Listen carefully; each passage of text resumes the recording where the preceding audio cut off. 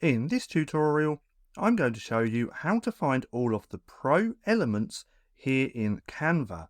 Now, this is extremely easy to do. First of all, we want to come up to the Elements section right over here.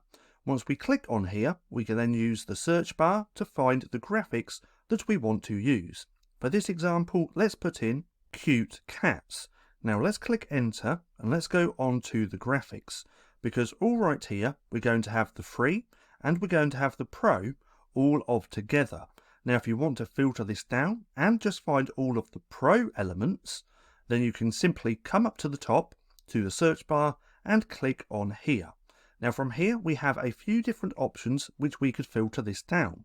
We have by color, by orientation, through animation, cutout, and also price. So right here we could enable just the free option or the pro. So now if we click on the pro like so, then come back off to the graphics, all of the graphics that we now see right here are all pro elements. And we know that because if we take a look on all of these graphics, it has the little pro option right next to it. So that's how to find all of the pro elements here in Canva.